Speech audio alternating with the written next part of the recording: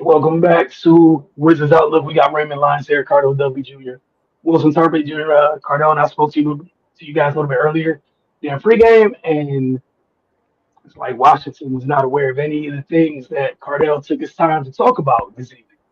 Because while it didn't happen in the terms of one or two players causing heavy damage, it was just a consistent team wide type of night for Phoenix. Ray, we'll start with you. Just your thoughts on how things went down, and then Cardell on a disappointing way, to say the least, for Washington to start this West Coast trip. Yeah, they, starting the first quarter keeping pace, but we get the Avalanche starting the second quarter, continue in the third quarter, and that's all she wrote. They couldn't take care of the ball. they on the night they had 22 turnovers and 22 assists. That you're not winning any basketball game when you're giving the ball away as often as you're making a positive play to a scoring. And I mean, neither team shot the lead off the ball. Phoenix made, but with Washington giving up the ball at the rate they did, and Phoenix capitalizing, and they also kind of had their way with second chance points. The score is going to be lopsided.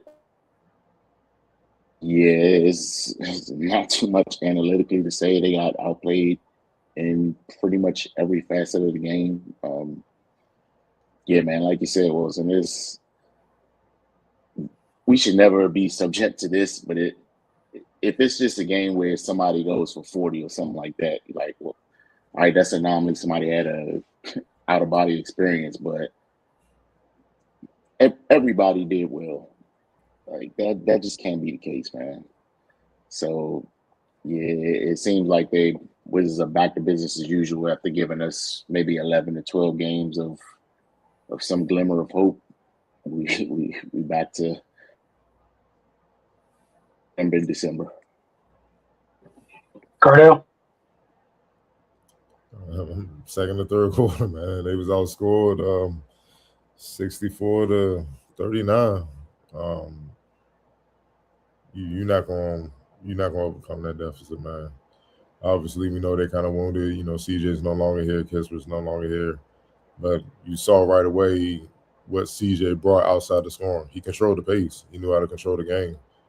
He knew how to slow things down. He knew when to speed it up. He knew how to get to his spots, and that's something that these young players, on the Wizards, they still got to learn. To be honest with you, Keyshawn, this nightmare game. When you have more turnovers than you have points, 6-5. I mean, do I need to keep going about his night? Chris Middleton 1 for 8. Outside of Alex Sarr and Trey Johnson, no one played well. Alex Sarr 19-15 and Trey Johnson 19, 5-3. Outside of that, no one else really played well, made much of an impact. And that's a credit to the Suns defense. Like the first time when they played Phoenix and they lost by 15, Mark Williams and Grayson Allen didn't play in those games, playing the game. And now here they are, and that just boosted the defense, which I knew it would. It really boosted their defense because Grayson Allen get after it, man. He's a pesky defender. He flies around. He's handsy. He's smart, and he's tough. And he's a versatile defender. He can guard 1 through 3s, man. And then Mark Williams down there anchoring that. Like that block he had on, that Kenyon Martin style block he had on Trey Johnson. Trey Johnson looking like, yo, is that not goaltending? I'm like, nah, young fella, welcome to the league. They don't do that too much in college, dog. So, you get your floater pulled out the air. Speed Barnes and the Phoenix, they were just clicking on all cylinders, like as a team, man. And they were really trying to kill the Wizards. I don't know if people understand. They got up 52 3-pointers. They only made 17 of them. If they hit a respectable rate, it would have been bad, man. They'd have been 40, 50. It would have been a 40, 50-point L for the Wizards. They were trying to get them up out of there, man. So, and keep in mind, the Wizards was 18-18 from the line, man. They still lost by that type of margin. You can't turn the ball over, which we stated in the pregame. You got to rebound. You got to play defense. Even with those 52 attempts, that tells me the Wizards defense wasn't there because they didn't run them off the line like they should. You know what I mean? And then lucky for them, they just wasn't hitting today. And truth be told, I know the Suns overall shot 42% from the field, but how many of those were related to the 3-point shooting percentage, and how much of that was related to mid range and layups and stuff? I would like to see those percentages later on when they tally them up, because they shot 42% from the field overall, but they scored 112 points. So that means they was cooking either at the rim or mid range, one or two, if not both. So, I would like to see that, man. But bottom line is, man, it was just a clinic. It was ugly. It was very ugly. I don't know what to say that we haven't said. Look, at some point, I get it. Trying to tank, you gotta keep your pick. Top 8 protected. I understand. You're not really going anywhere this season. Again, I get it, but you gotta show some signs of moving forward, man.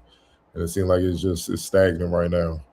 And look, even if or when Trey comes, as I told y'all before, if he can change this himself, everybody owes him an apology.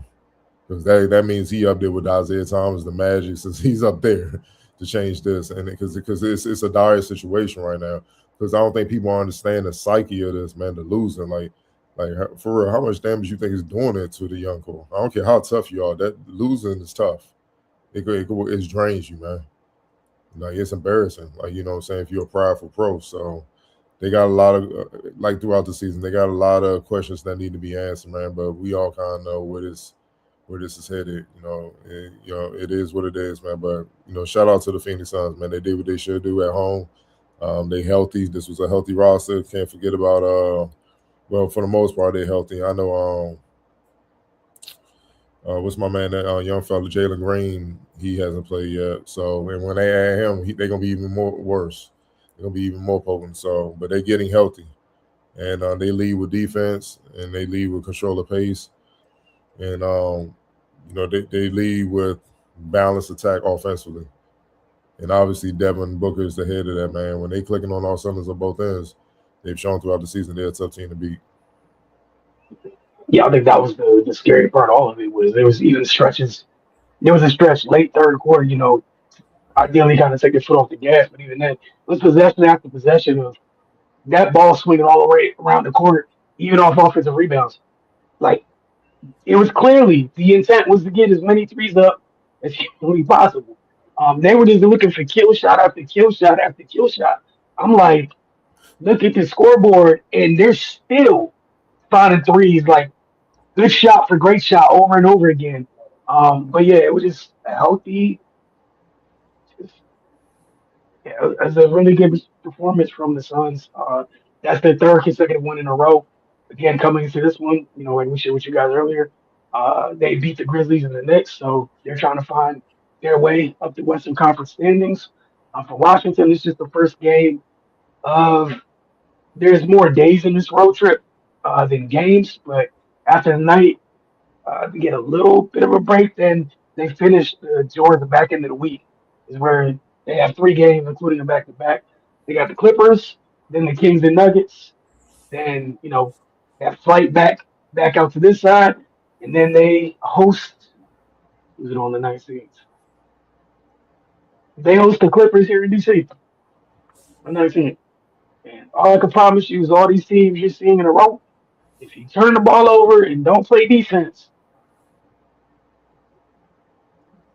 tonight can easily be replicated by the teams that you're playing this week.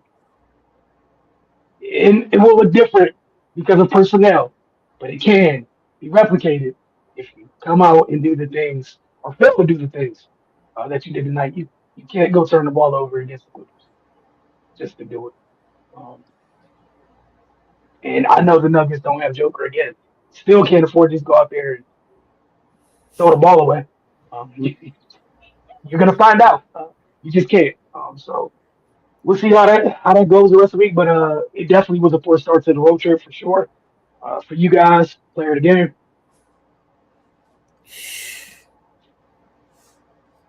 Jeez. Uh,